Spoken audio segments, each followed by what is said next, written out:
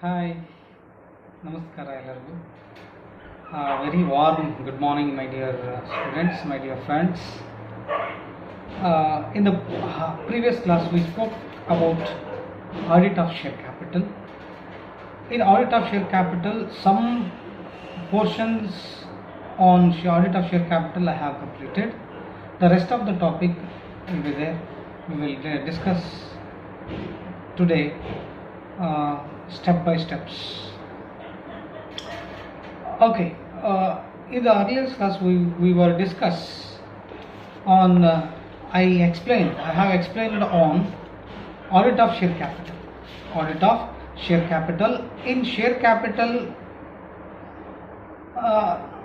I have discussed with you people objectives of audit of share capital. Then what are the documents should be verified by company auditor before going to do audit work or audit of share capital. Then what are the statutory rules or have to be followed by company auditor before planning of audit of share capital. Then in planning of audit of share capital, there are 10 steps are there. In 10 steps, I have explained more than 4 or 5, I think less than 5 points. I mean, share of application, how the auditor going to do audit work on how the auditor usually work going to do audit on share application, share allotment, then calls on shares, then issue of shares or shares issued for consideration other than cash. Next, up to shares issued for consideration other than cash. This is the last topic I have explained in the earlier class or in the previous class. These are the steps comes under audit of share capital or planning of audit of share capital. I have explained up to 4 points. Today, let us discuss issue of shares at premium. Issue of shares at premium. If the company issued the shares more than face value of the shares to the public, is said to be issue of shares at issue of shares at premium. Issue of shares at premium is the part of planning of audit of share capital. I have quoted 10 steps to be followed for audit of share capital ORR, planning of audit of share capital. Okay, how the company auditor will audit issue of shares at premium. Issue of shares at premium, keep it in your mind. Issue of shares at premium is a part of audit of share capital. Not audit of share capital is not issue of shares at premium. What I think? Do you understand? Okay, issue of shares at premium is the part of audit planning of share capital, not issue of shares at premium. Issue of shares at premium ಅಂದರೆ ಒಂದು ಭಾಗ ಷೇರು ಬಂಡವಾಳದಲ್ಲಿನ ಲೆಕ್ಕ ಪರಿಶೋಧನೆಯಲ್ಲಿ ಒಂದು ಭಾಗ ಅಧಿಕ ಮೌಲ್ಯದ ಷೇರುಗಳು ಅಂದರೆ issue of shares at premium ಒಂದು ಭಾಗ ಆಗಿರ್ತದೆ.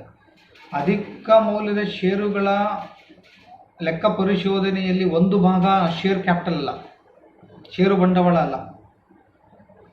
ಓಕೆ, ಕಂಪನಿಗಳ ಷೇರುಗಳು ಅಂದರೆ ಅಧಿಕ ಮೌಲ್ಯದ ಷೇರುಗಳನ್ನು ಹೇಗೆ ಕಂಪನಿ ಏನಾದರೂ ತನ್ನ ಷೇರುಗಳನ್ನು ಮುಖಬೆಲೆಗಳಿಗಿಂತ ಹೆಚ್ಚಿನ ಬೆಲೆಗೆ ವಿತರಣೆ ಮಾಡಿದರೆ ಷೇರುಗಳನ್ನು ಪಬ್ಲಿಕ್ಕಿಗೆ ಅಂದರೆ ಜನರಿಗೆ, ಅದಕ್ಕೆ ನಾವು ಅಧಿಕ ಮೌಲ್ಯದ ಷೇರುಗಳು ಅಂದರೆ ಎಕ್ಸಾಂಪಲ್, ಈಗ ಶೇರ್ ವ್ಯಾಲ್ಯೂ, ಒಂದು ಷೇರಿನ ಮೊತ್ತ, ಒಂದು ಷೇರಿನ ಮುಖಬೆಲೆ 10 ರೂಪಾಯಿ ಇದ್ದು ಅದನ್ನು ಪಬ್ಲಿಕ್ಕಿಗೆ ಆ 12 ರೂಪಾಯಿದಂಗೆ ನಾವು ರಿಸೀವ್ ಮಾಡಿದ್ರೆ, issued at ₹12 is the face value of the share ₹10 and issued to the public ₹12, the excess of ₹2 is said to be premium. Here ಇಲ್ಲಿ ಒಂದು ನೆನಪಿಟ್ಟುಕೊಳ್ಳಿ, ಈ ಷೇರುಗಳನ್ನು ಮುಖಬೆಲೆಗಳಿಗಿಂತ ಹೆಚ್ಚಿನ ಬೆಲೆಗೆ ವಿತರಿಸಿದಾಗ ಕಂಪನಿ ಲೆಕ್ಕ ಪರಿಶೋಧಕನು ಇದನ್ನು ಒಂದು ಯೋಜನೆ ಅಂದರೆ ಲೆಕ್ಕ ಪರಿಶೋಧನೆ ಯೋಜನೆಯಲ್ಲಿ ಇದನ್ನು ಹೇಗೆ ಕಾರ್ಯಗತಗೊಳಿಸ್ತಾನೆ ಅನ್ನೋದು ಭಾಳ ಇಂಪಾರ್ಟೆಂಟ್. ಈ ಎಕ್ಸಾಂಪಲ್ ಕಂಪನೀಸ್ ಆ್ಯಕ್ಟ್ ಪ್ರಕಾರ ಸೆಕ್ಷನ್ 78 ಏನು ಹೇಳ್ತದೆ, ಷೇರು ಪ್ರೀಮಿಯಂ ಪರಿಚಯದ 78ರಲ್ಲಿ ನಮೂದಿಸಿದಂತೆ ಮಾತ್ರ ಉಪಯೋಗಿಸಬೇಕು. ಕೆಲವೊಂದು ರೆಸ್ಟ್ರಿಕ್ಷನ್ಸ್ ಇದೆ, ಇಷ್ಟೇ ಪ್ರೀಮಿಯಂನ ಕೊಡಬೇಕು ಅಂತ ಇದೆ. ಅದೇ ಪ್ರೀಮಿಯಂ ಪ್ರಕಾರ ಅಂದರೆ ಅದೇ ಅಮೌಂಟ್ ಬೇಸಿಸ್ ಮೇಲೆ ಷೇರುಗಳನ್ನು ಪಬ್ಲಿಕ್ಕಿಗೆ ಇಶ್ಯೂ ಮಾಡಬೇಕು. ಏನು ಅಮೌಂಟ್ ಚೆನ್ನಾಗಿ ಡಿಮ್ಯಾಂಡ್ ಇದೆ ಬಾ ಅಂತೇಳಿ ನಮ್ಮ ಕಂಪನಿ ಷೇರುಗಳನ್ನು ಅತಿ 10 ರೂಪಾಯಿ ಇದ್ದದನ್ನು 15 ರೂಪಾಯಿ 20 ರೂಪಾಯಿ ಮಾರಕ್ಕೆ ಬರಲ್ಲ. ಅದಕ್ಕೊಂದು ರಿಸ್ಟ್ರಿಕ್ಷನ್ಸ್ ಇದೆ, ಅದು section 78 companies act. Okay, meaning ಗೊತ್ತಾಯಿತು? ಅಂದರೆ ಕಂಪನಿ ಷೇರುಗಳ ಮುಖ ಬೆಲೆಗಿಂತ ಹೆಚ್ಚಿನ ಬೆಲೆಗೆ ಮಾರಾಟ ಮಾಡಿದರೆ ಅದನ್ನು ನಾವು ಅಧಿಕ ಮೌಲ್ಯದ ಷೇರುಗಳೆಂದು ಕರಿತೇವೆ. ಅಧಿಕ ಮೌಲ್ಯಗಳೆಂದು ಶೇರ್ ಅಂತ ಕರಿತೀವಿ. ಮತ್ತು ಈಗ 10 ರೂಪಾಯಿ ಒಂದು ಶೇರ್ ಅಂದರೆ 12 ರೂಪಾಯಿ ಇಶ್ಯೂ ಆದರೆ 2 ರೂಪಾಯಿ ಜಾಸ್ತಿ ಆಯಿತು. ಆ 2 ರೂಪಾಯಿಗೆ ನಾವು ಏನಂತ ಹೇಳ್ತೀವಿ, issue of shares at premium. ನೆನ್ಪಿಟ್ಕೊಳ್ಳಿ, ನಾವು ಕಾಮರ್ಸ್ ಅವ್ರು ಆಗಿರೋದ್ರಿಂದ ವಾಣಿಜ್ಯ ಶಾಸ್ತ್ರಕ್ಕೆ ಸಂಬಂಧಪಟ್ಟಿರೋದ್ರಿಂದ ನೀವು ಕೂಡ ಅಧ್ಯಯನ ಮಾಡ್ತಾ ಇದ್ರಿ, ನೆನ್ಪಿಟ್ಕೊಳ್ಳಿ. ಇದಕ್ಕೆ ನಾವು ಈ ಷೇರುಗಳ ಮೇಲೆ ಬಂದಂಥ ಲಾಭ ಏನಿದೆಯಲ್ಲ ಪ್ರೀಮಿಯಂ, ಇದಕ್ಕೆ ನಾವು ಬಂಡವಾಳದ ಲಾಭ ಅಂತ ಕರಿಬೇಕು. ಇದು ನೀವು ಹೋಲ್ಡಿಂಗ್ ಕಂಪನಿ ಕಾರ್ಪೊರೇಟ್ ಅಕೌಂಟಿಂಗ್ ಮಾಡಬೇಕಾದ್ರೆ ಅಲ್ಲಿ ಪ್ರೀಮಿಯಂ ಅಂತ ಬರ್ತದೆ, ಶೇರ್ ಪ್ರೀಮಿಯಂ ಅಂತ ಬರ್ತದೆ, ಅಲ್ಲಿ ಕ್ಯಾಪಿಟಲ್ ರಿಸರ್ವ್ ಅಂತ ಬರ್ತದೆ. ಜೊತೆಗೆ ನೀವು ಈ ಪ್ರಾಫಿಟ್ ಪ್ರಯಾರಿಟಿ ಇನ್ಕಾರ್ಪೊರೇಷನ್ ಕಾರ್ಪೊರೇಟ್ ಅಕೌಂಟಿಂಗ್ನಲ್ಲಿ ಮಾಡಬೇಕಾದ್ರೆ ಅಲ್ಲಿ ಪ್ರಿಯರ್ ಇನ್ಕಾರ್ಪೊರೇಷನ್, ಆಫ್ಟರ್ ಇನ್ಕಾರ್ಪೊರೇಷನ್ ಅಂತ ಬರುತ್ತೆ. Any profit from prior incorporation is called capital profit. Capital profit do not distributed has dividend among the share holders. ನೆನ್ಪಿಟ್ಕೋಬೇಕು. ಈ ಥರದೆಲ್ಲ ಪಾಯಿಂಟ್ಸ್ ಒಂದಕ್ಕೊಂದು ಸಬ್ಜೆಕ್ಟಿಗೆ ಲಿಂಕ್ ಆಗುತ್ತೆ. ಕಾರ್ಪೊರೇಟ್ ಅಕೌಂಟಿಂಗು ಲಿಂಕ್ ಆಗುತ್ತೆ, ಅಕೌಂಟ್ಸು ಲಿಂಕ್ ಆಗುತ್ತೆ, ಅಕೌಂಟೆನ್ಸಿ ಸಬ್ಜೆಕ್ಟು ಲಿಂಕ್ ಆಗುತ್ತೆ, ಆಡಿಟಿಂಗು. ಸೊ ಹಂಗಾಗಿ ಇಷ್ಟಪಟ್ಟಿದ್ದನ್ನು ಕಲಿತ್ರೆ ನೀವು ಕೂಡ ಮುಂದಿನ ದಿನ ಒಂದು ಒಳ್ಳೆ ಆಡಿಟರ್ ಆಗಲಿ ಅಥವಾ ಒಂದು ಕಂಪ್ನಿ ಒಳಗಡೆ ಒಂದು ಅಕೌಂಟೆಂಟ್ ಆಗಿ ಕಾರ್ಯನಿರ್ವಹಿಸಲಿಕ್ಕೆ ಹೆಲ್ಪ್ ಆಗುತ್ತೆ. ಸೊ ಈ ಸಬ್ಜೆಕ್ಟನ್ನು ಆ ರೀತಿ ನೀವು ಕಲಿತ್ರೆ ಒಳ್ಳೆಯದು ಅನ್ನೋದು ನನ್ನ ವೈಯಕ್ತಿಕ ಒಂದು ಅಭಿಪ್ರಾಯ. ಓಕೆ, ಈ ಬಂದಂಥ ಲಾಭವನ್ನು ಇದಕ್ಕೆಲ್ಲ ಯೂಸ್ ಮಾಡಬೇಕಾಗುತ್ತೆ. ಸಮ್ಟೈಮ್ಸ್ ಈ ಷೇರುಗಳ ಅಧಿಕ ಮೌಲ್ಯದ ಹಣವನ್ನು ಈ ಕೆಳಗಿನ ಉದ್ದೇಶಗಳ ಮಾತ್ರ ಉಪಯೋಗಿಸು ಅಂತ ಹಣವನ್ನು ಈಗ ಬಂದಿದೆ ಬಾ ಅಂತೇಳಿ ಕಂಪನಿ ಡೈರೆಕ್ಟರ್ ಆಗಲಿ ಅಥವಾ ಕಂಪನಿಯ ವರ್ಕರ್ಸ್ ಆಗಲಿ, ಅಡ್ಮಿನಿಸ್ಟ್ರೇಟಿವ್ ಡಿಪಾರ್ಟ್ಮೆಂಟ್ ಆಗಲಿ, ಮಾರ್ಕೆಟಿಂಗ್ ಡಿಪಾರ್ಟ್ಮೆಂಟ್ ಆಗಲಿ ಅಥವಾ ಲಾಜಿಸ್ಟಿಕ್ ಡಿಪಾರ್ಟ್ಮೆಂಟ್ ಆಗಲಿ, ರಿಸರ್ಚ್ ಆ್ಯಂಡ್ ಡೆವಲಪ್ಮೆಂಟ್ ಡಿಪಾರ್ಟ್ಮೆಂಟ್ ಆಗಲಿ ಅಥವಾ HR ಡಿಪಾರ್ಟ್ಮೆಂಟ್ ಆಗಲಿ, ಯಾವುದೇ ಡಿಪಾರ್ಟ್ಮೆಂಟಿಗೆ ಅದನ್ನು ಯೂಸ್ ಮಾಡಲಿಕ್ಕೆ ಬರುವುದಿಲ್ಲ. ಸೊ ಅದನ್ನು ಪ್ರತ್ಯೇಕವಾಗಿ when the amount received in the form of capital profit like issue of shares at premium or profit priority incorporation, the profit should be used for specific purpose, like when the company issue the shares in the form of bonus. ಅಂದರೆ ಈ share premium ಏನಾದರೂ ಬಂದರೆ ಇದನ್ನು ಎದಕ್ಕೆ use ಮಾಡಬೇಕು, bonus ಶೇರ್ಸ್ಗೆ use ಮಾಡಬೇಕು, ಅದು specific purpose. ಮತ್ತು then any formation expenses or preliminary expenses ಇದ್ದರೆ ಅದನ್ನು ಓವರ್ಕಮ್ ಮಾಡಲಿಕ್ಕೆ, ಅಂದರೆ ಕ್ಯಾಪಿಟಲ್ ಲಾಸಸ್ ಅಂತ ಏನು ಹೇಳ್ತೀವಿ, under writing commission, discount on shares, discount on debentures, these are capital losses. ಇದನ್ನು ಓವರ್ಕಮ್ ಮಾಡಲಿಕ್ಕೆ ಶೇರ್ ಪ್ರೀಮಿಯಮನ್ನು ಯೂಸ್ ಮಾಡಬೇಕು. ಇದು ಒಂದು ಪದ್ಧತಿ ಇದೆ. ಸೊ ಅಕೌಂಟೆನ್ಸಿಯಲ್ಲಿ ಕೂಡ ಇದೆ, ಈ ಆಡಿಟಿಂಗ್ನಲ್ಲಿ ಕೂಡ ಅದೇ ಇದೆ. ನೀವು ಯಾವುದಾದ್ರು ಕಂಪನಿ ಅಕೌಂಟ್ಸ್ ಕಾರ್ಪೊರೇಟ್ ಅಕೌಂಟಿಂಗ್ ಓದಿದ್ರು ಕೂಡ ಅದೇ ಕಾನ್ಸೆಪ್ಟ್ ಕೂಡ ಇದೇ ಶೇರ್ ಪ್ರೀಮಿಯಮನ್ನು ಇದಕ್ಕೋಸ್ಕರನೇ ಯೂಸ್ ಮಾಡಬೇಕು. ಈ ಬೋನಸ್ ಶೇರ್ಸ್ ನೀವು BCom 4 ಸೆಮ್ನಲ್ಲಿ ಒಂದು ಲಾಸ್ಟ್ ಚಾಪ್ಟರ್ ಇದೆ, valuation of shares and goodwill ಅಂತ. ಶೇರ್ಸಲ್ಲಿ ಈ ಕಾನ್ಸೆಪ್ಟ್ ಬಂದೇ ಬರ್ತದೆ. ಒಂದು ನೆನ್ಪಿಟ್ಕೊಳ್ಳಿ, ಅಧಿಕ ಮೌಲ್ಯದ ಷೇರುಗಳಿಂದ ಬಂದಿದ್ದ ಲಾಭವನ್ನು ಬೋನಸ್ ಶೇರ್ಸ್ ಅಂತೇಳಿ, ಉಚಿತ ಷೇರುಗಳು ಅಂತ. ಉಚಿತ ಮತ್ತು ಆ ಉಚಿತ ಅಲ್ಲ, ಫ್ರೀ ಅಲ್ಲ, ಇಲ್ಲಿ ಉಚಿತ ಷೇರುಗಳು ಅಂತ ಬರ್ತದೆ, ಅಥವಾ ಬೋನಸ್ ಶೇರ್ಸ್ ಅಂತ ಕನ್ನಡದಲ್ಲಿ ಹಂಗೆ ಬರೀರಿ. ಬೋನಸ್ ಶೇರ್ಸ್ ಇಶ್ಯೂ ಮಾಡಲಿಕ್ಕೆ ಸೋರ್ಸಸ್ ಆಗಿ ಏನನ್ನ ಅದನ್ನು ಈ ಬಂದಿರತಕ್ಕಂಥ ಶೇರ್ ಪ್ರೀಮಿಯಂ ಹಣವನ್ನು ಅದೊಂದು ಆದಾಯದ ಮೂಲವನ್ನು ಅಂದ್ಕೊಂಡು ಅದನ್ನು ಆ ಮೂಲದಿಂದ ಷೇರುದಾರರಿಗೆ ಬೋನಸ್ ಶೇರ್ಸನ್ನು ಕೊಡ್ಬೋದು. ಅದು ಯಾರಿಗೆ? ಎಕ್ಸಿಸ್ಟಿಂಗ್ ಶೇರ್ ಹೋಲ್ಡರ್ಸ್ ಅಂತ ಕಂಪನಿ ಇರಬೇಕು ಅವರು ಎಕ್ಸಿಸ್ಟಿಂಗ್ ಶೇರ್ ಹೋಲ್ಡರ್ಸ್. ಆಮೇಲೆ ಪೂರ್ವಭಾವಿ ವೆಚ್ಚಗಳು ಅಂತ ಹೇಳ್ತೀವಿ, ಅದೇ ಹೇಳಿದ್ನಲ್ಲ, ಪ್ರಿಲಿಮಿನರಿ ಎಕ್ಸ್ಪೆನ್ಸಸ್ ಇರ್ಬೋದು ಅಥವಾ ಎನಿ ಪ್ರೀ ಇನ್ಕಾರ್ಪೊರೇಷನ್ ಎಕ್ಸ್ಪೆನ್ಸ್ ಏನಾದರೂ ಇದ್ದರೆ, ಈ ಫಾರ್ಮೇಷನ್ ಎಕ್ಸ್ಪೆನ್ಸ್ ಇದ್ದರೆ ಅದಕ್ಕೆ ಖರ್ಚು ಮಾಡಲಿಕ್ಕೆ ಯೂಸ್ ಮಾಡಬೇಕು. ಮತ್ತು ಪ್ರಾಧಾನ್ಯತೆ ಪಡೆದ ಷೇರುಗಳು ವಿಮುಕ್ತನಾಗಬಲ್ಲ, ಅಂದರೆ ಪ್ರಾಧಾನ್ಯತೆ ಪಡೆದಿರ್ತಕ್ಕಂಥ ಶೇರ್ಸ್ ಏನು ಪ್ರಿಫರೆನ್ಸ್ ಅಂತ ಹೇಳ್ತೀವಿ, ಅವರಿಗೆ ಹಂಚಲಿಕ್ಕೆ ಸಮಟೈಮ್ಸ್ ಇನ್ಸಫಿಷಿಯೆಂಟ್ ಇದ್ದಾಗ ಕಂಪನಿ, ಸಾಮಾನ್ಯವಾಗಿ ಲಿಕ್ವಿಡೇಷನ್ ಆಫ್ ಕಂಪನೀಸ್ ಕಾರ್ಪೊರೇಟ್ ಅಕೌಂಟಿಂಗ್ನ ಥರ್ಡ್ ಸೆಮ್ನ ಕಲ್ತಿದ್ದೆ. Company went in to voluntary liquidation if the company doesn't have sufficient amount at the time the company used sources ಆಗಿ ಅದನ್ನು ಯೂಸ್ ಮಾಡಿ ಅದನ್ನು ಕೊಡ್ಬೋದು ಅಂತ ಒಂದು ಕಂಪನಿಗೆ ಕೆಲವೊಂದು ಕಾನೂನುಗಳ ಪ್ರಕಾರ ಇದೆ, ಅದ್ರ ಪ್ರಕಾರ ಹೇಳಿ. ನೆಕ್ಸ್ಟ್ ಅದಾದಮೇಲೆ ಕಂಪನಿಯ ಷೇರು ಮತ್ತು ಸಾಲ ಪತ್ರಗಳು ಬಿಡುಗಡೆ ಮಾಡಿದಾಗ, when company issues the share or debentures, at that time the issue of shares at premium will be utilized. ಈ ಸ್ಪೆಸಿಫಿಕ್ ಪರ್ಪಸ್ಗೋಸ್ಕರ ಅಧಿಕ ಮೌಲ್ಯದ ಷೇರುಗಳನ್ನು ಕಂಪನಿ ಏನಾದರೂ ನೀಡಿದರೆ ಲೆಕ್ಕ ಪರಿಶೋಧಕನು ಇದನ್ನು ಕೂಡ ಪರಿಗಣನೆ ತಗೋಬೇಕು. ಈ ಥರದ್ದೆಲ್ಲ ನಿಯಮಗಳು ಪಾಲನೆ ಮಾಡಿದಾರಾ, ಅಂದರೆ ಅಧಿಕ ಮೌಲ್ಯದ ಷೇರುಗಳಿಂದ ಬಂದಿರತಕ್ಕಂಥ ಲಾಭವನ್ನು ಇದೇ ಅಂಶಗಳಿಗೆ, ಅಂದರೆ ಇದೇ ಉದ್ದೇಶಗಳಿಗೆ ಮಾತ್ರ ಉಪಯೋಗ ಮಾಡಿದಾರಾ ಅನ್ನೋದನ್ನು ಗಮನಿಸಬೇಕು. ನೆಕ್ಸ್ಟ್ ಇದಾದ ನಂತರ ಈ ಹೆಚ್ಚುವರಿ, ಅಂದರೆ ಷೇರುಗಳ ಅಧಿಕ ಮೌಲ್ಯವನ್ನು ಷೇರುದಾರರಿಗೆ ಲಾಭಾಂಶವನ್ನಾಗಿ ಹಂಚಲಿಕ್ಕೆ ಬರುವುದೇ ಇಲ್ಲ. ಕಂಪನಿಯಲ್ಲಿ ಶೇರ್ ಹೋಲ್ಡರ್ಸ್ ಅಂತ ಇರ್ತಾರಲ್ವಾ, there are 2 types share holders in the company, equity shares and preference shares. The real owners are the equity shares. The equity shares real owners ಬಾ ಅಂತೇಳಿ ಈ ಇಶ್ಯೂ ಆಫ್ ಶೇರ್ಸ್ ಅಟ್ ಪ್ರೀಮಿಯಮ್ನ dividend ಆಗಿ distribution ಮಾಡಲಿಕ್ಕೆ ಬರುವುದಿಲ್ಲ. ಇದು ನೀವು BCom third ಸೆಮ್ನಾಗ ಪ್ರಾಫಿಟ್ ಪಿರಿಯಡ್ ಇನ್ಕಾರ್ಪೊರೇಷನಲ್ಲಿ ಕಲ್ತಿರ್ತೀರಿ, ಬೇಕಾದರೆ ನೆನ್ಪು ಮಾಡ್ಕೊಳ್ಳಿ. ಕ್ಯಾಪಿಟಲ್ ಪ್ರಾಫಿಟ್ಗೂ ಮತ್ತು ರೆವೆನ್ಯೂ ಪ್ರಾಫಿಟ್ಗೆ ವ್ಯತ್ಯಾಸ ಅಂತ ನೀವು ಓದ್ಕೊಂಡಿರ್ತೀರಿ 2 ಮಾರ್ಕ್ಸ್ಗೆ. ಸೊ ನೋಡ್ಕೊಳ್ರಿ, ಸ್ವಲ್ಪ ರಿಯಲೈಸ್ ಮಾಡ್ಕೊಳ್ರಿ. ಅದನ್ನು ಬಂಡವಾಳದ ಲಾಭವಾಗಿ ಹಂಚಲಿಕ್ಕೆ ಬರುವುದಿಲ್ಲ. ಅದು ಹಂಚಿದರೆ ಮತ್ತೆ ನಾವು ಇದು ಹೊಣೆಗಾರಿಕೆ ಅಂತ ಹೊಡ್ತೀವಲ್ಲ, ಕಂಪನಿಯ ಲೆಕ್ಕ ಪರಿಶೋಧಕನ ಹೊಣೆಗಾರಿಕೆಯಲ್ಲಿ ಮೊನ್ನೆ ಒಂದು ಕೋರ್ಟ್ ಹೇಳಿದ್ನಲ್ಲ, ಆ ಥರ ಆಗ್ತದೆ. ಅವನಿಗೆ ಮತ್ತೆ ಅಫೆನ್ಸ್ ಅದು ಏನು ಹೇಳ್ತೀವಿ, ಪೆನಾಲ್ಟಿ ಕಟ್ಟಬೇಕು ಅಂತ ಹೇಳಿದ್ರೆ ಆ ಥರದ್ದು ಒಂದು ಸಂಭವ ಇರ್ತದೆ. ಇದನ್ನೆಲ್ಲ ಗಮನಿಸ್ಕೊಂಡು ಆಡಿಟ್ ಮಾಡಬೇಕು. ಅಂದರೆ ಈಗ ನಾವು ಹೇಳ್ತಕ್ಕಂಥ ಪಾಠ ಷೇರು ಬಂಡವಾಳದ ಲೆಕ್ಕ ಪರಿಶೋಧನೆ ಯೋಜನೆ ಹೆಂಗಿರಬೇಕು, ಆ ಯೋಜನೆಯಲ್ಲಿ ಇದು ಎಷ್ಟನೇ ಪಾಯಿಂಟು, 5ನೇ ಪಾಯಿಂಟ್ ಎಕ್ಸ್ಪ್ಲೇನ್ ಮಾಡ್ತಾ ಇತ್ತು. ಇದನ್ನೇ 5 ಮಾರ್ಕ್ಸಿಗೆ ಕೇಳ್ಬೋದು. ಅದೇನಂತ, ಅಧಿಕ ಮೌಲ್ಯದ ಷೇರುಗಳನ್ನು ನೀಡುವುದರ ಬಗ್ಗೆ ಲೆಕ್ಕ ಪರಿಶೋಧಕನ ವರದಿಯ ಬಗ್ಗೆ ಬರೀರಿ 5 ಮಾರ್ಕ್ಸಿಗೆ ಕೇಳಿದ್ರೆ. 5 ಮಾರ್ಕ್ಸ್ ಕ್ವಶನ್ ಕೇಳ್ಬೋದು. ಏನಂತ, ಅಧಿಕ ಮೌಲ್ಯಕ್ಕೆ ಸಂಬಂಧಪಟ್ಟಂಗೆ, ಅಧಿಕ ಮೌಲ್ಯದ ಸಂಬಂಧಿಗೆ ಪ್ರೀಮಿಯಂ ಬೆಲೆಯಿಂದ ವಿತರಿಸುವ ಷೇರುಗಳಿಗೆ ಸಂಬಂಧಿಸಿದಂತೆ ಲೆಕ್ಕ ಪರಿಶೋಧಕರಿಗೆ ಕರ್ತವ್ಯಗಳನ್ನು ಬರೆಯಿರಿ ಅಂತ 5 ಮಾರ್ಕ್ಸಿಗೆ ಕೇಳ್ಬೋದು.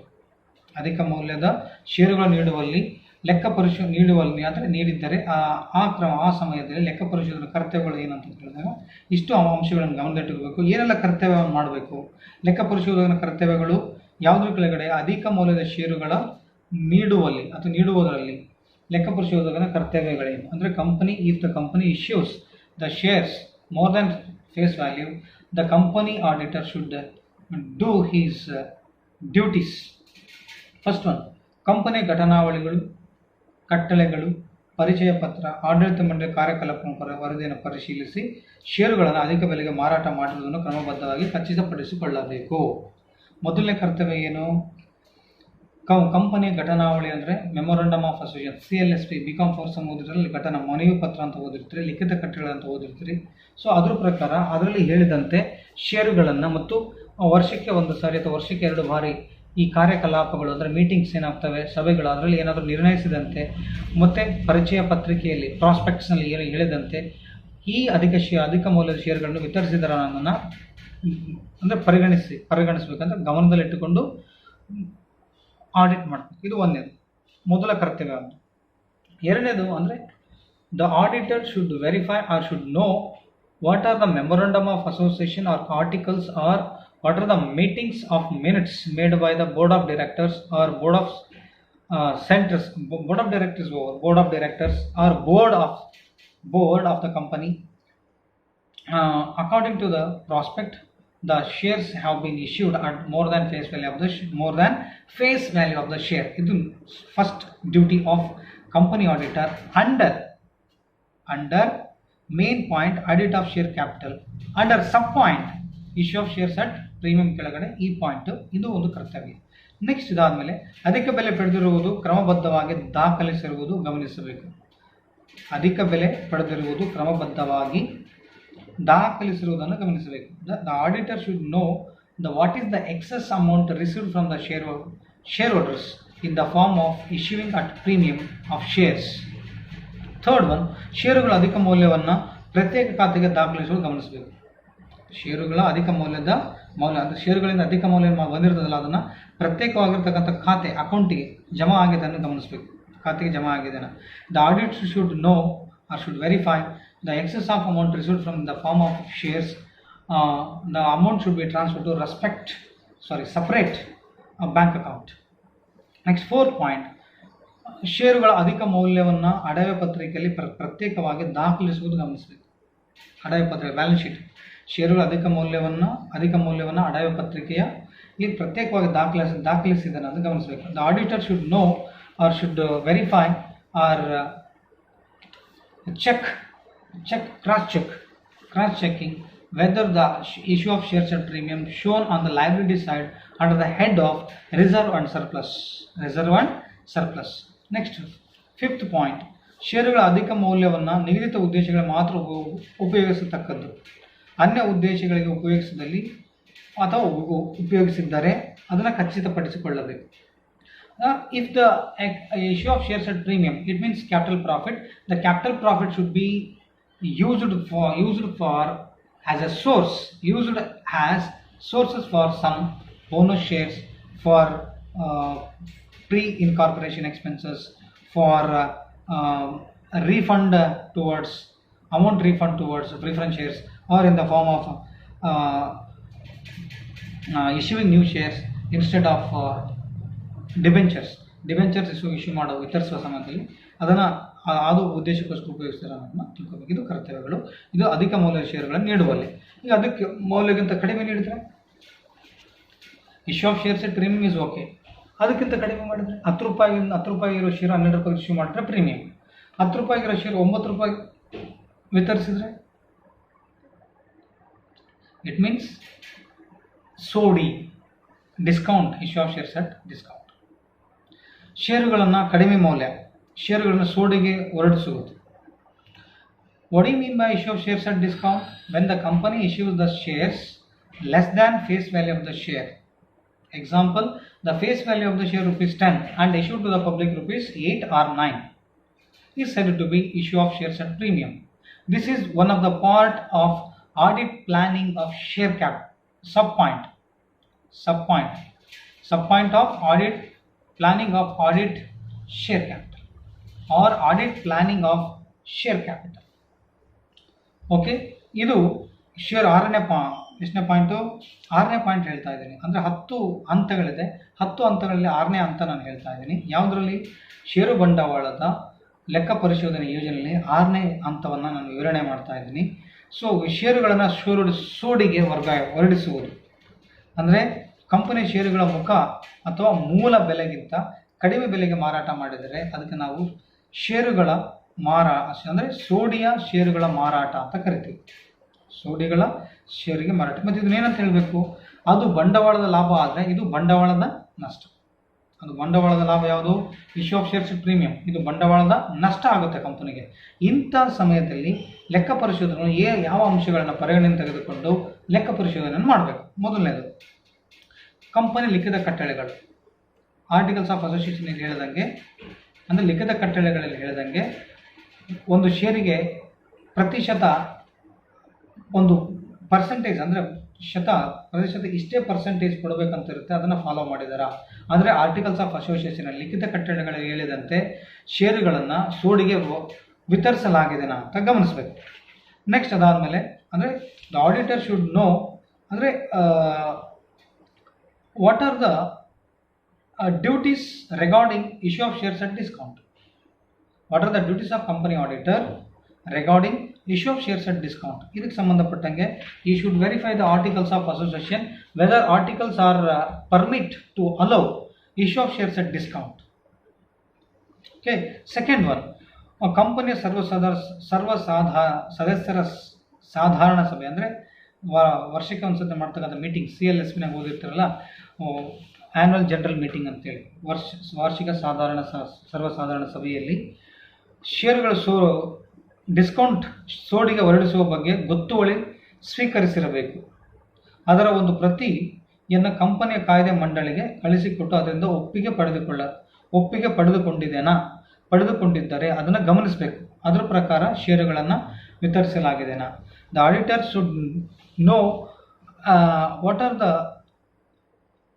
discount rates are approved in general meeting, then the approved copy, whether it is sent to government or companies act, ಅದೇನು ಹೇಳ್ತೀವಿ ಕಂಪನಿಯ ಕಾಯ್ದೆ ಮಂಡಳಿ ಸೆಂಟ್ರಿಗೆ ಕಳಿಸಿ, ಅದರಿಂದ whether the company obtain the certificate from the companies act or companies act board. Okay, next ಎರಡನೇ point ಗೊತ್ತಾಯ್ತಲ್ಲ. The auditor should verify the rate of discount approved in annual general meeting and the annual general after approved, the approved copy whether sent to Companies Act board to obtain or to get the permission for issuing the shares at premium to the public. Third point, ಸೋಡಿಗೆ ಹಂಚುವ ಷೇರುಗಳು ಈ ಮೊದಲು ಸಮಬೆಲೆಗೆ ಅಥವಾ ಅಧಿಕ ಬೆಲೆಗೆ ವಿತರಿಸಬೇಕು. ಮೂರನೇ point, ಸೋಡಿಗೆ ಹಂಚುವ ಷೇರುಗಳು ಈ ಮೊದಲು ಸಮಬೆಲೆಗೆ ಅಥವಾ ಅಧಿಕ ಬೆಲೆಗೆ ವಿತರಿಸಬೇಕು. Should verify whether the shares are issued of equal value or more than face value of the share. You should verify before. Example, ಈಗ ಷೇರುಗಳನ್ನು ಹಂಚ್ತಾ ಇದ್ದೀವಿ ಮುಖ ಬೆಲೆಗಿಂತ ಹೆಚ್ಚಿಗೆ, ಇದಕ್ಕಿಂತ ಮೊದಲು ಏನಾದರೂ ಷೇರುಗಳನ್ನು ಇದೇ ಬೆಲೆಗಿಂತ ಕಡಿಮೆ ಇದೇ ಬೆಲೆಗೆ ಹಂಚಿದ್ದಾರೆ ಅಥವಾ ಇದಕ್ಕಿಂತ ಜಾಸ್ತಿ ಬೆಲೆಗೆ ಹಂಚಿದ್ದಾರೆ ಅಥವಾ ಸಮವಾದ ಫೇಸ್ ವ್ಯಾಲ್ಯೂಗೆ ಹಂಚಿದ್ದಾರೆ ಅನ್ನೋದನ್ನು ಗಮನಿಸಬೇಕು. ಮೂರನೇದು, the auditor should verify if whether the shares are issued at premium or face value or at discount in the earlier years. Third point. Then fourth point, company ತನ್ನ ವ್ಯವಹಾರವನ್ನು ಪ್ರಾರಂಭಿಸಿ 1 ವರ್ಷಗಳಾದ ಮೇಲೆ ಮಾತ್ರ ಸೋಡಿ ಷೇರುಗಳನ್ನು ಬಿಡುಗಡೆ ಮಾಡಬಹುದು. ಅಂದರೆ ಇದು ಕೂಡ ಲೆಕ್ಕ ಪರಿಶೋಧಕನು ಗಮನಿಸಬೇಕು. ಲೆಕ್ಕ ಪರಿಶೋಧನೆ ಮಾಡುವಲ್ಲಿ ಅಂದರೆ ಯಾವುದೇ ಕಂಪನಿ ಸ್ಥಾಪನೆಯಾಗಿ 1 ವರ್ಷ ಆದಮೇಲೆ ಷೇರುಗಳನ್ನು ವಿತರಿಸಬೇಕು. The auditor should know and verify whether the shares are issued after the completion of the 1 year of the establishment of 1 year commencement of the company or after establishment of 1 year the company have the right to issue shares at a discount. Even kuda gamanasbeku whether the company completed 1 year for issue of shares at discount. So 4 point. Fifth point, company ಕಾಯ್ದೆ ಮಂಡಳಿಯಿಂದ ಅನುಮತಿ ಪಡೆದ 2 ತಿಂಗಳಲ್ಲಿ ಕಂಪನಿಯ ಷೇರುಗಳು ಸೋಡಿಗೆ ಹೊರಡಿಸಬೇಕು. ಈ ಅವಧಿಯಲ್ಲಿ ಮಂಡಳಿಯವರು ವಿಸ್ತಾರ ಮಾಡಬಹುದು, expand. After obtaining the permission from the company board of directors or companies act board within 2 months, the company has to announce about issuing the discount of shares. This is the one of the duty of company auditor under issue of shares at discount.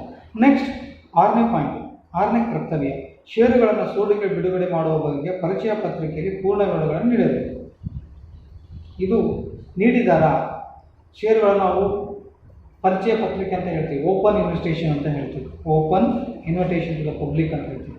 So ಪರಿಚಯ ಪತ್ರಿಕೆಯಲ್ಲಿ ಷೇರುಗಳನ್ನು ನಾವು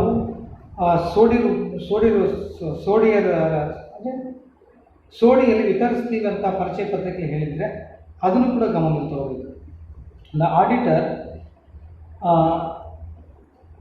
should know about whether the issue of shares at discount are discount term issue of shares stated in prospects of the company. The another duty of company auditor under discount issue of shares at discount, he has to know, he has to verify whether, or he has to glance through or gone through or looking forward through or looking into prospect whether the shares are issued at a discount. ಇದನ್ನು ಕೂಡ ನೋಡಬೇಕು ಬರ್ತಾರೆ. Next ಇದಾದಮೇಲೆ 7th step, 6th steps complete ಆಯಿತು. ಈಗ ಕರೆಗಳ ಬಾಕಿ ಹಣ, calls in arrears. ಈಗ 7ನೇ ಹಂತ ಯಾವುದರಲ್ಲಿ? ಷೇರು ಬಂಡವಾಳದ ಲೆಕ್ಕ ಪರಿಶೋಧನೆ ಯೋಜನೆಯಲ್ಲಿ 7ನೇ ಹಂತ ಏನು? Calls in arrears. ಇದ್ರ ಮೇಲೆ ಲೈಟಾಗಿ ಪಾಯಿಂಟ್ಸ್ ಇದ್ದಾವೆ, ಭಾಳ ಡೆಪ್ತ್ ಇಲ್ಲ. ಕಾಲ್ಸ್ ಇನ್ ಅರಿಯರ್ಸ್ ಅಂದರೆ ಏನು? What do you mean by calls in arrears? This is the 7th step of audit planning, share capital, audit planning of share capital.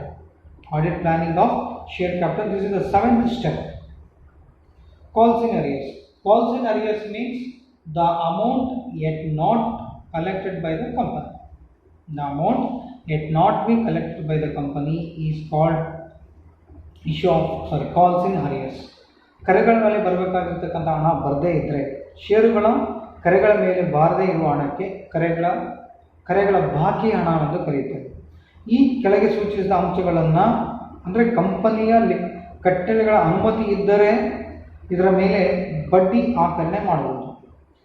If articles of association permits to charge on interest on calls in arrears, then only company has to have the right to charge on interest on calls in arrears.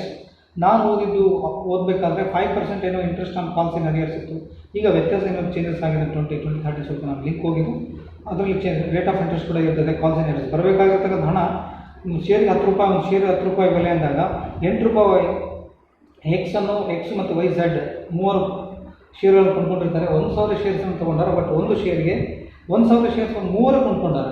But 3 ಕೊಂಡ್ಕೊಂಡಿರ್ತಕ್ಕಂಥ 1,000 shares ಒಂದು ಶೇರ್ಗೆ 10 ರೂಪಾಯಿದಂಗೆ ಅವರು ಪಾವತಿ ಮಾಡಿರಲ್ಲ. 8 ರೂಪಾಯಿದಂಗೆ 3 ಪಾವತಿ ಮಾಡಿದರೆ, ಒಬ್ಬರು 7 ರೂಪಾಯಿ ಪಾವತಿ ಮಾಡಿದರೆ, ಒಬ್ಬರು 8 ರೂಪಾಯಿ ಪಾವತಿ ಮಾಡಿದರೆ, ಇನ್ನೊಬ್ಬರು 9 ರೂಪಾಯಿದಂಗೆ ಹಣವನ್ನು ಪಾವತಿ ಮಾಡಿದ್ರೆ ಅದಕ್ಕೆ ನಾವು ಪಾರ್ಟ್ಲಿ ಪೇಡ್ ಆಫ್ ಶೇರ್ಸ್ ಅಂತ ಹೇಳ್ತೀವಿ. ಇವು 3 ಇದೆಯಲ್ಲ, ಒಬ್ಬೊಂದು 7 ರೂಪಾಯಿ ಕೊಟ್ಟಿದ್ರೆ 3 ರೂಪಾಯಿ ಬ್ಯಾಲೆನ್ಸ್ ಇರ್ತದೆ, ಒಬ್ಬರು 8 ರೂಪಾಯಿ ಕೊಟ್ಟಿದ್ರೆ 2 ರೂಪಾಯಿ ಬ್ಯಾಲೆನ್ಸ್ ಇರ್ತದೆ, ಒಬ್ಬರು 9 ರೂಪಾಯಿ ಕೊಟ್ಟರೆ 1 ರೂಪಾಯಿ ಬ್ಯಾಲೆನ್ಸ್ ಇರುತ್ತೆ. ಇದಕ್ಕೆ ನಾವು ಇನ್ನು 3 ಅಮೌಂಟ್ ಬರಬೇಕು. ಆ ಬರಬೇಕಾಗಿರ್ತಕ್ಕಂಥ ಹಣಕ್ಕೆ ನಾವು ಕಾಲ್ಸ್ ಇನ್ ಅರಿಯರ್ಸ್. ಅವ್ರು ಇನ್ನೂ ಹಣ ಬಂದಿಲ್ಲ ಅಂದರೆ ಅದರ ಮೇಲೆ ನಾವು ಬಡ್ಡಿ ಕೂಡ ಹಾಕ್ಬೋದು. ಅದು ಆರ್ಟಿಕಲ್ಸ್ ಆಫ್ ಅಸೋಸಿಯೇಷನ್ ಹೇಳಿದ್ದೆ.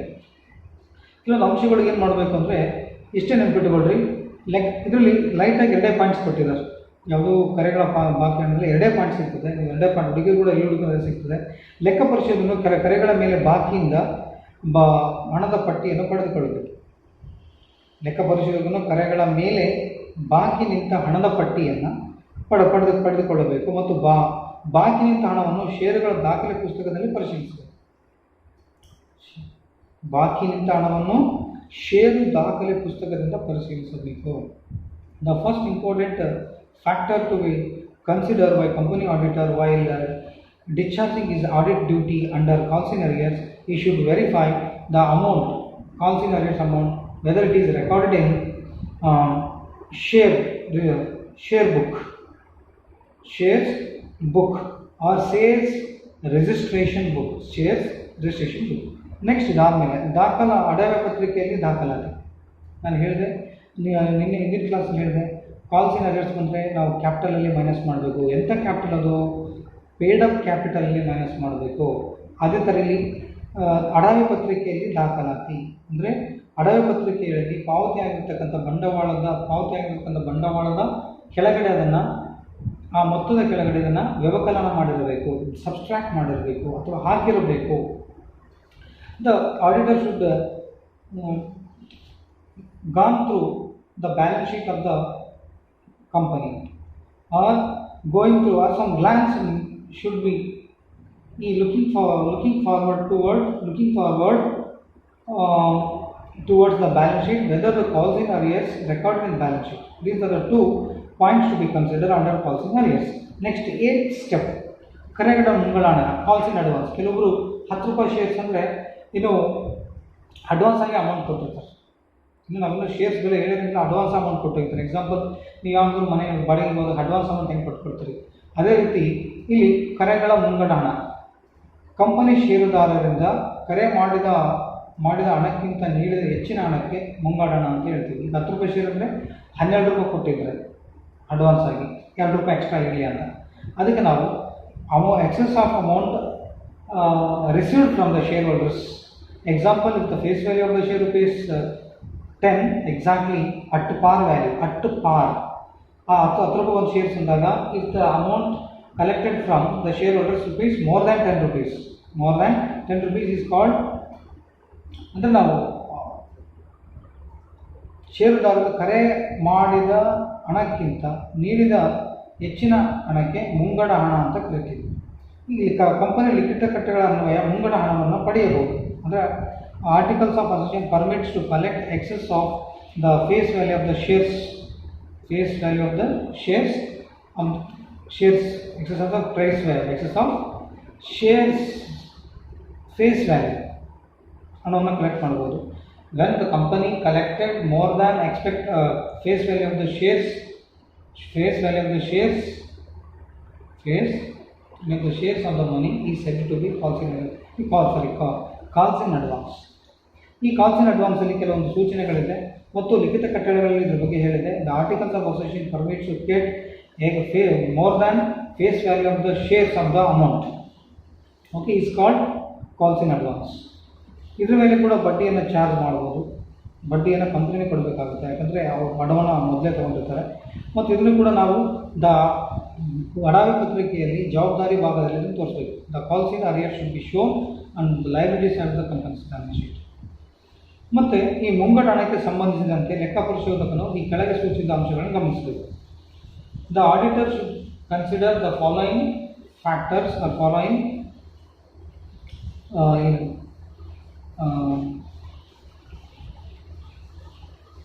points. First one,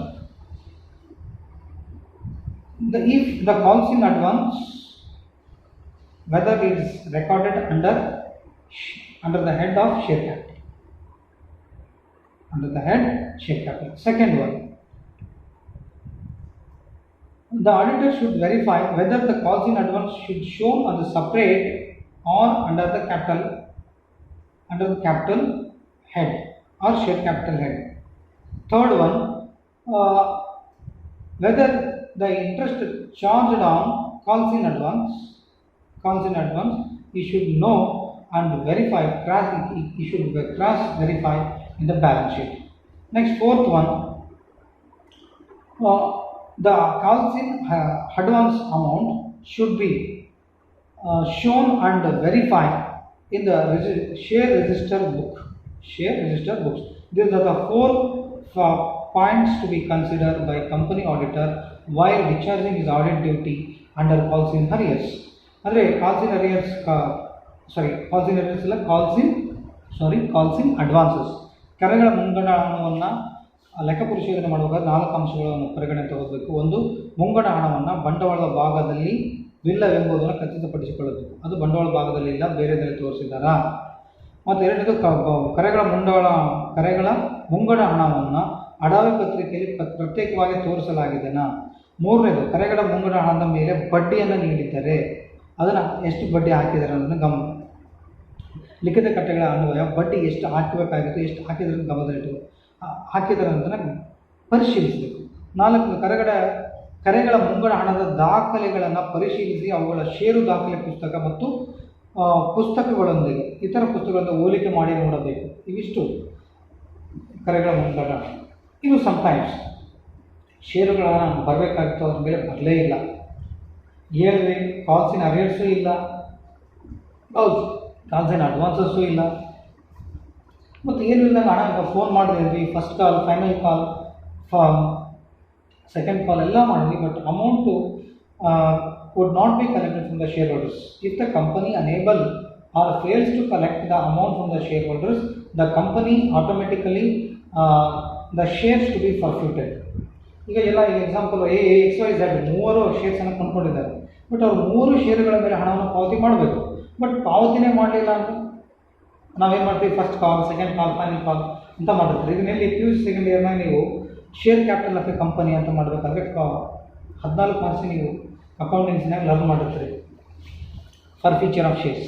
ಈಗ ಏಳನೇದ ಹಂತ ಆಯಿತು, 8ನೇದು ಹಂತ ಆಯಿತು. ಈಗ 9ನೇ ಹಂತ ಸ್ಟೆಪ್ಪು ಷೇರುಗಳ ಮುಟ್ಟುಗೋಲು ಹಾಕುವುದು for feature of shares.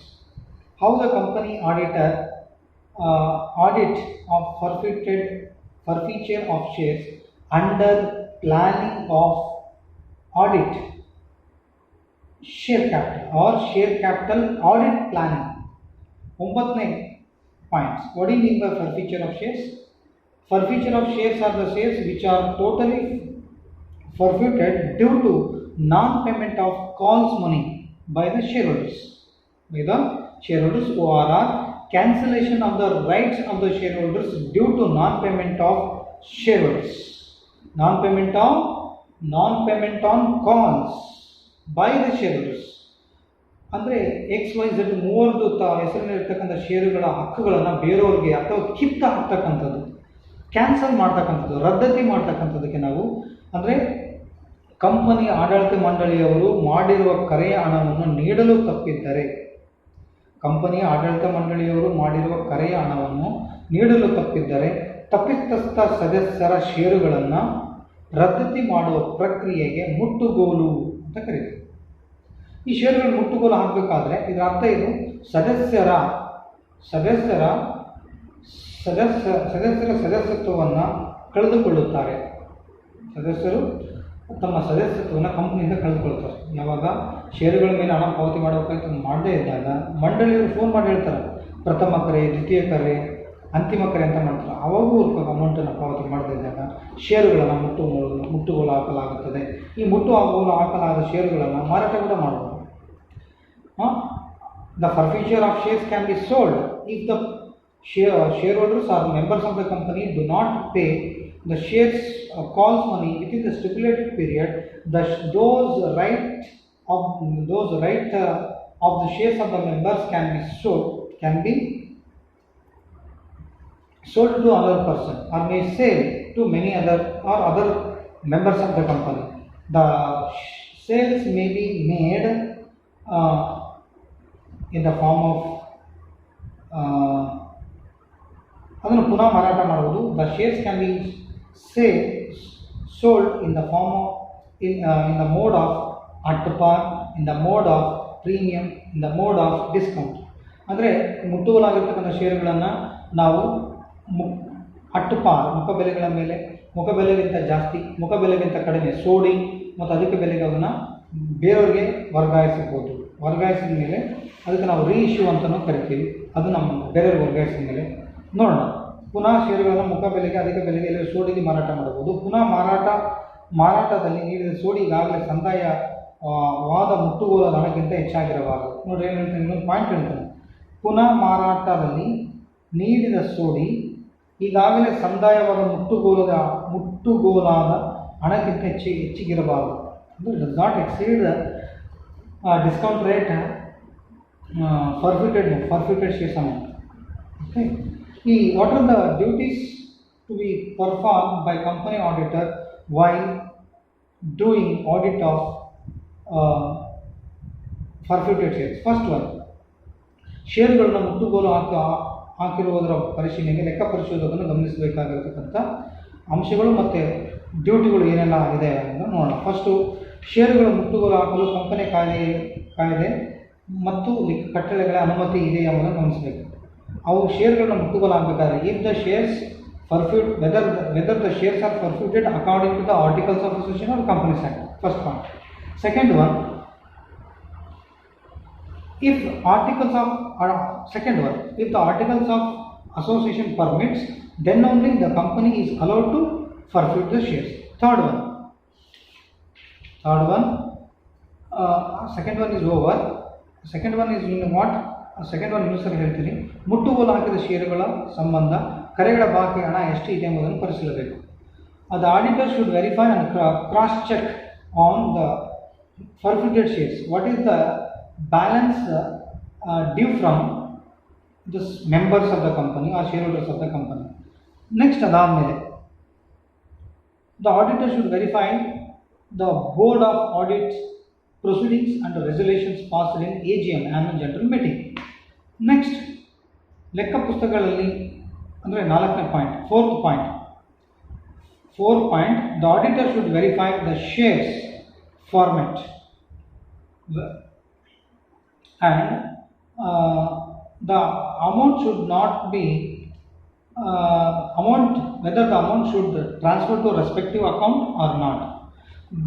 There are 4 points to be considered, or points to be remembered, points to be followed while discharging the audit work of company auditor. First one, whether the articles of association or companies acts permit to allow forfeited of shares. Second one, what is the balance amount due from or balance due from respective shareholders of the company or members of the company. Third one, whether he should verify the minutes books or resolution books wrote in annual general meeting while discussing in AGM by the board of members, board of directors or employees in the company. And then 4th one, the auditor should verify whether the forfeited shares issued in par, issued at premium, or whether it is issued at discount. ಇದನ್ನು ಪರಿಶೀಲಿಸಬೇಕು. These are the 4 ಅಂಶಗಳನ್ನು ಗಮನಿಸಬೇಕು. ಮೊದಲನೇದು ಷೇರುಗಳ ಮುಟ್ಟುಗೋಲು ಹಾಕಲು company ಕಾಯ್ದೆ ಮತ್ತು ಲಿಖಿತ ಕಟ್ಟಳೆಗಳ ಅನುಮತಿ ಇದೆ ಅಂತ. ಎರಡನೇದು ಮುಟ್ಟುಗೋಲು ಹಾಕಲು ಷೇರುಗಳ ಸಂಬಂಧ ಕರೆಗಳ ಬಾಕಿ ಎಷ್ಟು ಇದೆ ಎಂಬುದನ್ನು ಪರಿಗಣಿಸಬೇಕು. ಮೂರನೇದು ಆಡಳಿತ ಮಂಡಳಿಯ ಕಾರ್ಯಕಲಾಪಗಳ ವರದಿ ಪುಸ್ತಕವನ್ನು ಪರಿಶೀಲಿಸಿ ಅದರಲ್ಲಿ ಮುಟ್ಟುಗೋಲು ಹಾಕಲಾಗಿದೆಯಾ ಅಥವಾ ಎಂಬುದರ ಬಗ್ಗೆ ಖಚಿತಪಡಿಸಿಕೊಳ್ಳಬೇಕು. ಮೀಟಿಂಗ್ನಲ್ಲಿ ಅಂದರೆ ಕಾರ್ಯಕಲಾಪಗಳು, ಸಭೆಗಳಲ್ಲಿ. ಮತ್ತು ಲೆಕ್ಕ ಪುಸ್ತಕಗಳಲ್ಲಿ ನಮೂದನೆಗಳನ್ನು ಪರಿಶೀಲಿಸಿ ಷೇರುಗಳ ಮೇಲೆ ಅಧಿಕ ಮೌಲ್ಯವನ್ನು ಮುಟ್ಟುಗೋಲು ಹಾಕಿದ ಷೇರುಗಳ ಖಾತೆಗೆ ವರ್ಗಾಯಿಸಿಲ್ಲ ಎಂಬುದರ ಬಗ್ಗೆ ಖಚಿತಪಡಿಸಿಕೊಳ್ಳಬೇಕು. ವೆದರ್ ಟ್ರಾನ್ಸ್ಫರ್ ಆರ್ ನಾಟ್ ಅದರ ಬಗ್ಗೆ. ಮತ್ತು ಅವೇ ಶೇರ್ಸನ್ನು ಇಶ್ಯೂ ಮಾಡಿದ್ರೆ ಅದಕ್ಕೆ ನಾವು ರೀಇಶ್ಯೂ ಆಫ್ ಶೇರ್ಸ್ ಅಂತ ಹೇಳ್ತೀವಿ. ರೀಇಶ್ಯೂ ಆಫ್ ಶೇರ್ಸ್, ಫರ್ಫಿಟೆಡ್ ಶೇರ್ಸನ್ನು ರೀಇಶ್ಯೂ ಮಾಡಿದ್ರೆ ಅದಕ್ಕೆ ಕೂಡ ಕೆಲವೊಂದಿದೆ. ಮುಟ್ಟುಗೋಲು ಹಾಕಿರುವ ಷೇರುಗಳನ್ನು ಮತ್ತೆ 10ನೇದು last step, reissue of forfeited shares. ಇದನ್ನು ಕೂಡ ರೀಇಶ್ಯೂ ಆಫ್ ಫರ್ಫಿಟೆಡ್ ಅಂದರೆ ಫರ್ಫಿಟ್ ಆಗಿರ್ತಕ್ಕಂಥ ಶೇರ್ಸನ್ನು ಮತ್ತೆ ನಾವು ರೀಇಶ್ಯೂ ಮಾಡ್ಬೋದು. ಮುಟ್ಟುಗೋಲು ಹಾಕಿರುವ ಷೇರುಗಳನ್ನು ಪುನಃ ಹಂಚುವಿಕೆ ಸಂಬಂಧಿಸಿದಂತೆ ಕಂಪನಿ ಲಿಖಿತ ಕಟ್ಟಳೆಗಳಿಂದ ಅನುಮತಿ ಇದೆಯೇ ಅಥವಾ ಇದ್ದರೆ ಈ ನಿಯಮಗಳನ್ನು ಪಾಲಿಸಲಾಗಿದೆ ಎಂದು ಗಮನಿಸಬೇಕು. ಅಂದರೆ when the company forfeited shares, those forfeited shares can be reissued by the company whether the articles of association permits to allow the forfeited shares are reissued. First point, what are the points or what are the duties to be performed the company auditor? First one, gottuvale resolution. So the second one, evidences. Third one, transfer to capital reserve. ಅಂದರೆ ಮುಟ್ಟುಗೋಲು ಆಗಿರ್ತಕ್ಕಂಥ ಷೇರುಗಳನ್ನು ಮೊದಲು ಗೊತ್ತುವಳಿ ಪುಸ್ತಕದಲ್ಲಿ ಬರೆದಿಡಲಾಗಿದೆ ನಾವು, ಅಥವಾ ದಾಖಲೆಗಳನ್ನು ಮುಟ್ಟುಗೋಲು ಹಾಕಿರುವ ಷೇರುಗಳನ್ನು ಪುನಃ ಹಂಚಿರುವುದಕ್ಕೆ ದಾಖಲೆಗಳು ಏನಾದರೂ ಇದ್ದರೆ, ಹಿಂದಿನ ವರ್ಷದಲ್ಲಿ ಫರ್ಫಿಟ್ ಆಗಿರ್ತಕ್ಕಂಥ ಷೇರುಗಳಂದ್ರೆ ಮುಟ್ಟುಗೋಲು ಆಗಿರ್ತಕ್ಕಂಥ ಷೇರುಗಳನ್ನು ಮತ್ತೆ ಮರು ಹಂಚಿದ್ದೇನಾ ಅನ್ನೋದನ್ನು ದಾಖಲೆ ಪುಸ್ತಕದಲ್ಲಿ ಏನಾದರೂ ಹಿಂದಿನ ವರ್ಷ ದಾಖಲೆ ಮಾಡಿದರೆ, ಪುಸ್ತಕಗಳಲ್ಲಿ ದಾಖಲೆ ಮಾಡೋದನ್ನು ಗಮನಕ್ಕೆ ತೆಗೆದುಕೊಂಡು ಆಡಿಟನ್ನು ಶುರು ಮಾಡಬೇಕು. ಇದಾದಮೇಲೆ ಈ ಫರ್ಫಿಟೆಡ್ ಶೇರ್ಸನ್ನು ರಿಶ್ಯೂ ಮಾಡುವಾಗ, after forfeited shares are reissued, ಯಾವಾಗ ಮುಟ್ಟುಗೋಲುವಿನ ಷೇರುಗಳನ್ನು ಪುನಃ ಹಂಚಿದರೆ ಅದ್ರ ಮೇಲೆ ಲಾಭ ಬರ್ತದೆ. ಆ ಲಾಭವನ್ನು ಬಂಡವಾಳದ ನಿಧಿಗೆ ವರ್ಗಾವಣೆ ಮಾಡಬೇಕು. ಏನು, ಮುಟ್ಟುಗೋಲು ಆಗಿರ್ತಕ್ಕಂಥ ಷೇರುಗಳನ್ನು ಮತ್ತೆ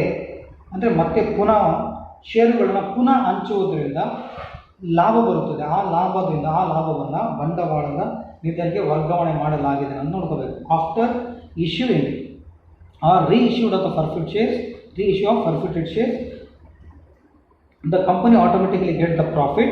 The profit should be treated as capital profit. The capital profit should be transferred to capital reserve. These are the points to be considered the company auditor. This is up to audit of share capital, ORR, planning of share capital audit, or planning of share capital audit or ಏನು. ಇದಿಷ್ಟು ಇಲ್ಲಿಯವರೆಗೂ ಕಂಪನಿಯ ಅಂದರೆ ಷೇರು ಬಂಡವಾಳದ ಲೆಕ್ಕ ಪರಿಶೋಧನೆಯ ಯೋಜನೆ ಅಥವಾ ಕಾರ್ಯಕ್ರಮ ಇಲ್ಲಿಗೆ ಮುಗಿತು. ಇನ್ನೂ ಉಳಿದ ಟಾಪಿಕ್ಕು ಒಂದಿದೆ, audit of profit create incorporation. ಇದನ್ನೊಂದು ಹೇಳಿದರೆ ಈ ಕಂಪನಿ ಆಡಿಟರ್ ಚಾಪ್ಟರ್ ಮುಗಿಯುತ್ತೆ. ನಮಸ್ಕಾರ, ಥ್ಯಾಂಕ್ ಯು ಸೋ ಮಚ್.